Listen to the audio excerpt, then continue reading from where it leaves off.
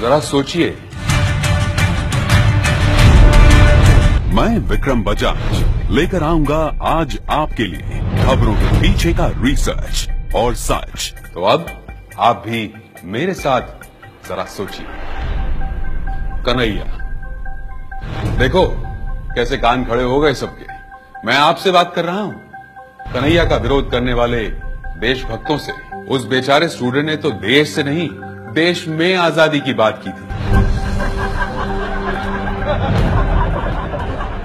गरीबी से, भूखमरे से, भ्रष्टाचार से आजादी। अच्छा, गरीबी से याद आया कि आजादी के 67 सालों के बाद भी गरीबी से लड़ने की अगर बात करनी पड़ती है तो उसके लिए जिम्मेदार कौन है? लॉजिक तो यह कहता है कि जिसने इस देश पर सबसे ज्यादा शासन किया हो, जिम्मेदारी भी उन्हीं की बनती है।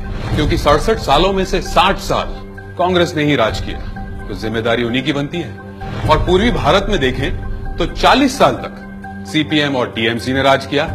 हाँ, वही दादा और दीदी की बात कर रहा हूं। तो भैया, अब जिसने इस देश में सबसे ज्यादा शासन किया हो, कन्हैया की जंग उन्हीं के सामने होगी। और ये गंगा तो उल्टी ही बह रही है। कन्हैया भैया is absolutely fine with all these things.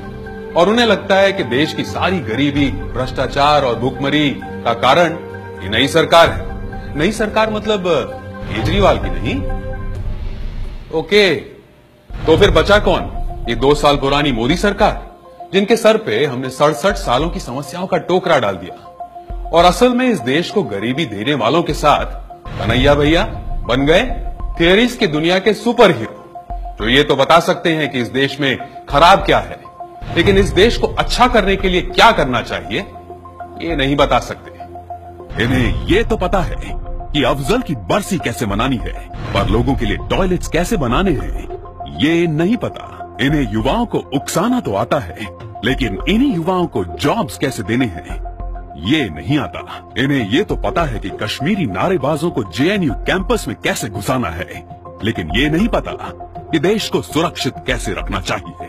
जरा सोचिए, लड़की को छेड़ने के आरोप में 3000 का जुर्माना भरने वाला, मतलब कि अपनी गरीब माँ की 1 महीने की पूरी तनख्वाह जितना, वो आदर्श बालक महिला दिवस पर भाषण देता है।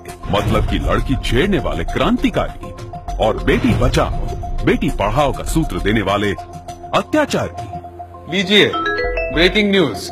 अभी अभी न्यूज मिली है कि पश्चिम बंगाल में सीपीएम ने कन्हैया भैया को चुनाव के लिए स्टार प्रचारक चुना है। समझे? अच्छा, केजरीवाल को तो इनका भाषण अच्छा लगता है, बरखा को इनकी स्माइल अच्छी लगती है, और राहुल को जाने दीजिए, बच्चों को सीरियस टॉपिक में इन्वॉल्व नहीं करते। अब जरा सोचिए, ये कन्हैया गरीबी के विरोध में लड़ रहा है या केवल मोदी के विरोध में? ऐसे आंदोलन से हमारा देश जुड़ रहा है या टूट रहा है? देश मजबूत हो रहा है या कमजोर? ये जरा सोचिए।